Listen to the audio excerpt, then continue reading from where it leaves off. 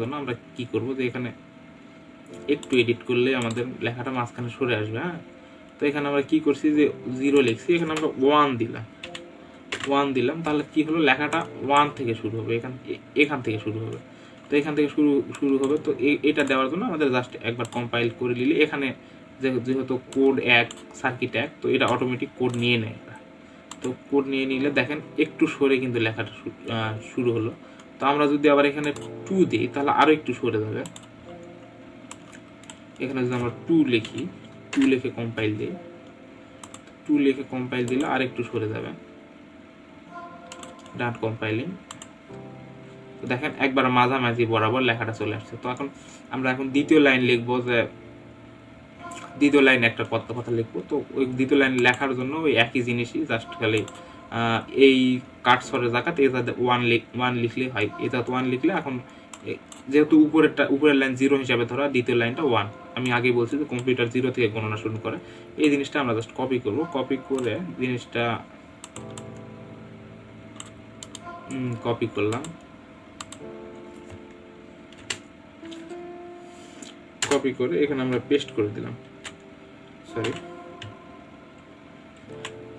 Paste করলাম। তো এখানে যেটা আছে, এখানে আমাদের কি করা লাগবে, দ্বিতীয় লাইনটা যেহেতু আমরা লেখাটা শুরু করছি, তো lcd.cursor এখানে আমাদের দ্বিতীয় লাইনের জন্য 1 লিখে দেওয়া লাগবে। আর আই লাভ আল্লাহ না লিখে এখানে আমি আমার নামটা লিখলাম, বা আমাদের চ্যানেলের নামটা লিখলাম SREX, science research and engineering experiment, SR and EX।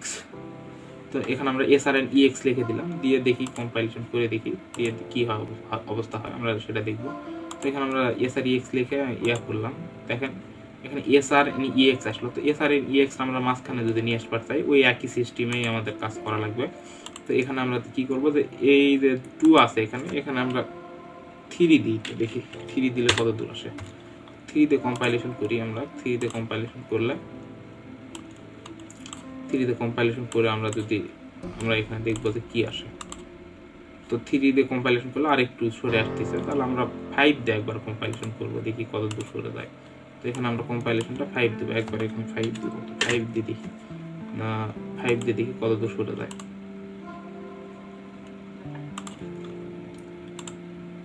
দেখেন একবার মাঝামাঝি বরাবর, প্রায় মাঝামাঝি চলে আসছে। তো এই লেখাটা আবার মিশাবো, মিশে আবার এক ধরনের লেখা লিখবো। তো ওইটাও আমি আপনাদের দেখাই দিতেছি। তো এই জিনিসটা এখন লেখা হয়ে গেল, আমাদের লেখা হয়ে গেল। এটা আমরা ডিলে দিব, এখন ডিলে দিব, যে 2 সেকেন্ডের জন্য ডিলে দিলাম, 2 সেকেন্ডের জন্য ডিলে দিলাম। দিয়ে এখানে আমরা কপি করলাম, কপি করে নিচের লাইনে আবার চলে আসবো, এখানে আসলাম, সরি আগে এটা দিলে হবে না।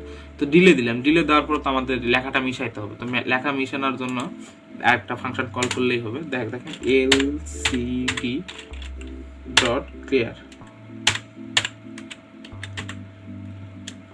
lcd.clear এই ফাংশনটা কল করলে আমাদের লেখাটা মিশাই যাবে, অটোমেটিক্যালি মিশাই যাবে। যদি দেখতে চান তো দেখেন, আমি এখানে দেখাইতেছি, কম্পাইল করি আগে। কম্পাইল করে দেখেন এখানে আমরা lcd.clear লেখার সাথে লেখাটা মিশে যাবে, অটোমেটিক্যালি মিশাই যাবে। দেখেন মাল্টিটাস্কিং, দেখেন 2 সেকেন্ড থাকবে, তারপরে মিশাই যাবে। মিশতেছে না কেন জানি। lcd.clear, তো ঠিকই আছে, লেখাটা মিশতেছে, কিন্তু আমরা বুঝতে পারতেছি না, 2 সেকেন্ড পর মিশে চলে যাচ্ছে। তো এখানে নিচে কিছু না লেখা পর্যন্ত ওই লেখাটা মিশে আমার নতুন লেখাটা উঠবে না। তো আমাদের নিচে কিছু লিখবো আমরা। তো এখানে কিছু লিখলাম, দেখেন ওই জিনিসটাই জাস্ট আছে। এখানে আমরা আই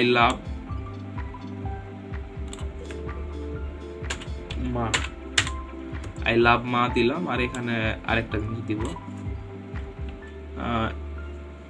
কি লেখা যায়, বাবা লিখলাম, তো ওই লেখাটা মানে মিশে এই লেখাটা হবে। আবার ওই লেখা মিশে যাওয়ার পরে লেখা আসার পরে এখানে আমি প্রোগ্রামটা আবার বলে দিই, যখন এই জিনিসটা লিখে এই 2 সেকেন্ডের জন্য থাকবে, 2 সেকেন্ডের জন্য পরে এটা ক্লিয়ার হয়ে যাবে। ক্লিয়ার হয়ে যাওয়ার পরে আবার থাকবে হলো তার তখন আসবে এটা লেখার পরে এটা যখন মনে করেন যে আবার 2 সেকেন্ড থাকবে, 2 সেকেন্ড পরে ক্লিয়ার হয়ে যাবে। তো আমরা প্রোগ্রামটা কম্পাইল করে দেখি এটা কি হয় কি না। তো কম্পাইলিং ডান, তো কি হয় দেখি SREX 2 সেকেন্ড পরে দেখেন 2 সেকেন্ড পরে মিশে এই লেখাটা আসতেছে, আবার ওইটা আসতেছে, আবার ওইটা আসতেছে। মানে এভাবে আসলে মানে প্রোগ্রামটা হয়। আর আপনারা নিজের মতো করে নিতে পারেন। তো এখন আপনাদের আমি প্র্যাকটিক্যালি দেখাবো জিনিসটা। যদিও ভিডিওটা অনেক লং হয়ে গেল, আপনারা কাইন্ডলি মনোযোগ দিয়ে দেখবেন, নাহলে দেখলে কিছু বুঝতে পারবেন না।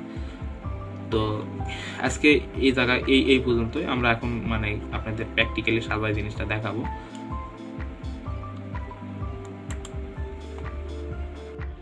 তো দর্শক, প্রোগ্রাম আপলোড করাটা আপনাদের দেখালাম না। আর এই সার্কিট ডায়াগ্রাম যেটা আছে সেটা আমি 40 আছে আপনাদের ভালো করে বুঝাই দিয়েছি যে কীভাবে কী সার্কিট ডায়াগ্রাম করতে হবে। তো ওইভাবে আসলে সার্কিট ডায়াগ্রাম করবেন। এখানে সার্কিট ডায়াগ্রাম যদি আপনি করে দেখাতাম আপনারা অত বুঝতেন না, অত মাথায় ঢুকতো না। কিন্তু একটা কথা বলে নিই যে এখানে যদি একটা তারও যদি লুজ হয় বা একটা তারও যদি খারাপ থাকে, তাহলে এখানে ডিসপ্লেতে লেখা আসবে না। এটা অনেক সেন্সিটিভভাবে কাজ হয়। আর এখানে ডিসপ্লেতে একটা জিনিস একটু বেশি আছে, এখানে দেখবেন যে অ্যানোড অ্যান্ড ক্যাথোড নামে 2টা পিন আছে। তো অ্যানোড অ্যান্ড অ্যানোডের মধ্যে আমরা দিছি হলো প্লাস, আর ক্যাথোডের মধ্যে দিচ্ছি মাইনাস। তো এটা ব্যাটারি সিস্টেম, তো এটা আপনারা সবাই বুঝতে পারেন। তো অ্যানোড অ্যান্ড ক্যাথোডের সংযোগটা দিলে এখানে যে ডিসপ্লেতে মানে লাইটটা জ্বলে ওঠে। বাট অ্যানোড অ্যান্ড ক্যাথোডের সংযোগ যদি না দেন তাহলে ডিসপ্লেতে লাইট জ্বলবে না, কিন্তু লেখার ঠিকই শো হবে। তো এই হলো আরডুইনো বোর্ড, আর এই হলো টোটাল সিস্টেম। তো আপনারা হয়তো আশা করি প্রজেক্টটা বুঝতে পারছেন। আর যদি প্রজেক্টটা বুঝতে পারেন তাহলে চ্যানেলটাকে সাবস্ক্রাইব করুন এবং ভিডিওটা শেয়ার করবেন। শেয়ার করলে কী যায় ভাই, আমার একটু সুবিধা হয়, আমার একটু সাবস্ক্রাইবার বাড়ে, এতে আপনার তো কোনো ক্ষতি হবে না। তো কাইন্ডলি একটু মানে শেয়ার করবেন। আর ধন্যবাদ সবাইকে, ভালো থাকেন, সালামু আলাইকুম।